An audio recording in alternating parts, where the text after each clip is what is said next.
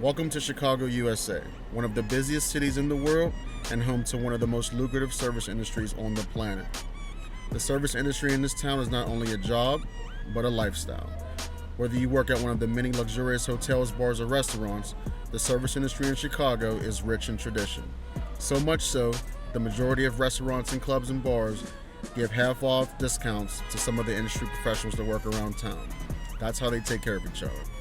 My name is Perel. I also work in the service industry here in Chicago. I migrated here from Pittsburgh and immediately fell in love with the city and all of its history and culture. So much so that I've decided to share with the world the great experience that is Chicago. I'll take you around town so you'll learn about all the great food, night spots, and fun that make up this amazing city. I have a saying, there's only one group of people that have better stories to tell than comedians, and that group of people are industry professionals. And in a big metropolis like Chicago, you'll find some of the most outrageous and fun stories that you'll ever hear. And that's exactly what I bring to you. Ladies and gentlemen, welcome to Industry Night. Welcome back to Industry Night. This week we're with my good friend Robert Plinius at the brand new exciting 2Twenty2 Tavern at 222 South Wabash in the Loop. They got live music Thursday through Saturday, and on top of that, $4 Malort shots. Chicago, you have to get here. Okay, so welcome to 222 Tavern. We're here with my good friend Robert Plinius. Haven't known you for that long, but this is like one of my favorite hangouts to come to after work. Tell me a little bit about yourself. Like, how long have you been in Chicago?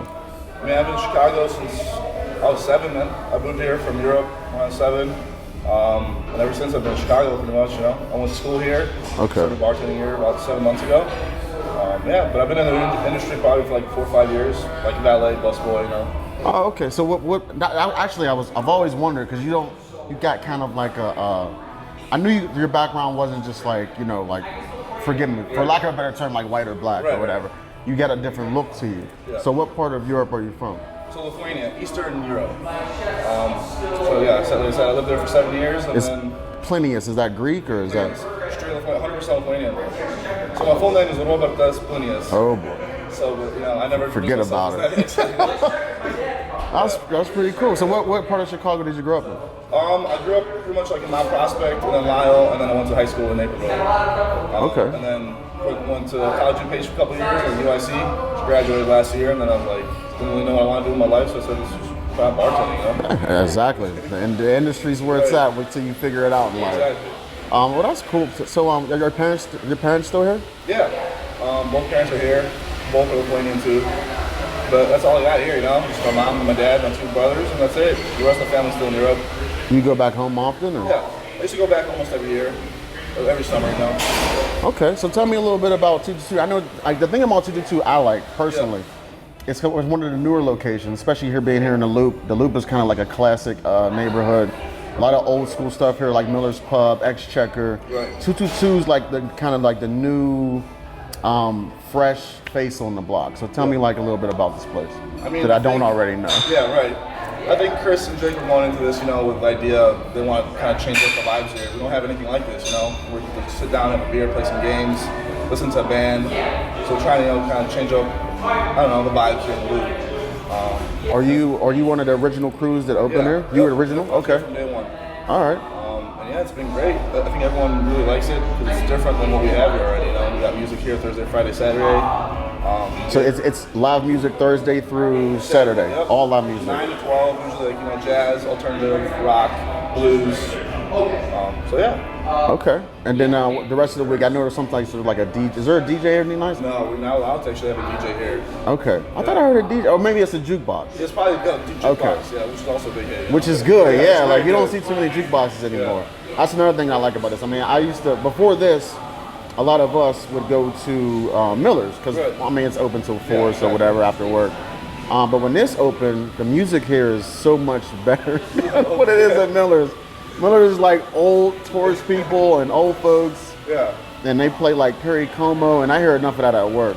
So I love coming here now, and my good friend James is a little jealous because a lot of people come here now versus Miller's, but y'all aren't open till 4, so exactly right. He still gets his late night crowd. Yeah. That's good. So again, being that this is industry night, we got to talk about some industry. One thing I haven't talked about on other episodes that I want to get into Yeah. is like I've had like recently there's been like a lot of shitty industry regulars. Yeah. So I don't know like how that comes about. Like I don't know how you're in the industry and you become like a shitty industry regular at another place.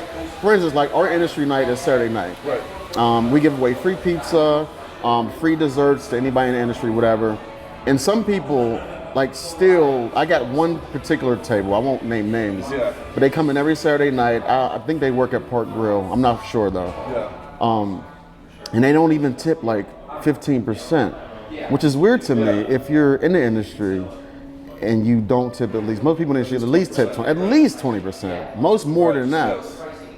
So do you have any shitty regulars that you have Oh, here? of course. I mean, I don't want to go to names either, but yeah, of course. I mean, there's some regulars that don't tip that well, but they're still regulars. I think it's the fact that they get used to being there and they feel like they deserve it, or I'm not sure what it is. It's usually the older folks too. Sometimes, it's like they've been around the block so many times, they're like whatever, Right. But yeah, there's a bunch of funny industry people, regulars. Like there's a regular that falls asleep almost every day. Like at the bar. I think I've seen him. Right. Is it? Yeah. He is there? So even like just drinking wine until he falls asleep. It's kind of funny, But yeah, there's all sorts of funny industry, regulars in here. But How do you deal with not just a shitty industry regular, but a shitty regular period? Like how do you deal with that? Because you have to still like kind of treat them somewhat nice, but you can also like kind of be a dick to them as well. In general, I'm not a dick to anyone. I mean, like it takes a lot for me to actually be a dick. I just treat them as it is. Just kind of go with the flow. It is what it is. Yeah, right. It's just another person. You know what I'm saying? It's just another person. You have plenty of other people that could make up for that one individual. So. Right. That's true. And I think service goes a long way. Yeah, that's true. I mean, usually there's more good ones that make up for the bad ones anyway. 100%. But another thing I want to talk about is like I haven't touched on is people who stay at the table or bar way longer than they're supposed to. Like, I guess that they don't realize that that's like our money. That's the more tables we turn, the more we make. Yeah. So when a table's done and they sit there like an hour after they've already cashed out, I think some people don't realize they're really doing us a disservice. Yeah, right. Even if they tipped you good, you're hurting me when you sit there for an hour after you've already cashed out. Right. So and how do you overcome that? I know how I overcome it. I'll keep walking past the table and just saying, hey, like, are you guys all right? Like, do you need anything? Like, this is not Starbucks. Like, when are you leaving? Right. There's people in line waiting for this table. So that's how I kind of like push them out, try to at least. Right. So how do you handle those situations? So in general, I mean, this is not like we're not based mostly on food. I mean, it's a tavern, so we have small like bar bites and stuff like that. So in general, people tend not to stay too long because like we're mostly based on alcohol sales, Right. So for the most part, I don't have to worry about that. But in general, when people like I feel like they're there for a while, I do exactly what you come up like, hey, how you guys doing? You guys all right? Like, you guys ready for the tab? Yeah. But in general, I feel like here people kind of flip or like move along pretty quickly because we're mostly based on except the guy that falls asleep. Exactly.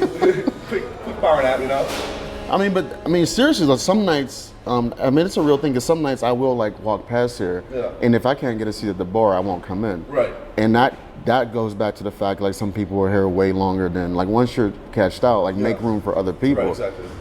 So that's a real thing. Yeah. Because if it's too crowded, I walk past Mo's. If it's too crowded, I'll come here, or vice versa. Right. I like to sit down after work. I'm not gonna stand. So that's cool. So any so you've been here 7 months. Where'd you work before this?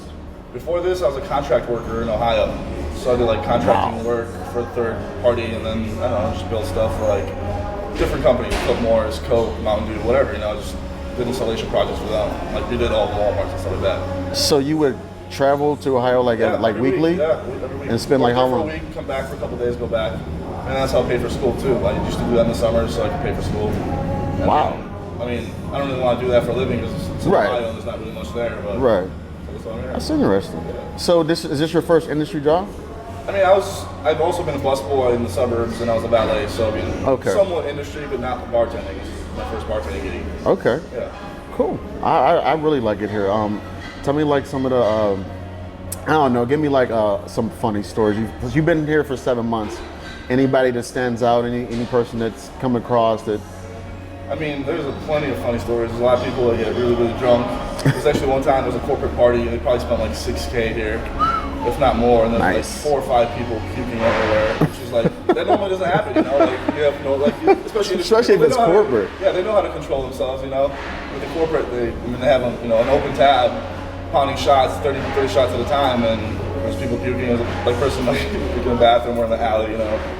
That happens sometimes. I mean, you also have those girls that get hammered, you know, and start handing out their numbers or acting all flirty and stuff like that. So that happens. Yeah, it's a different vibe. Y'all actually have like games to play, which could get really bad. I always heard this thing crash every night.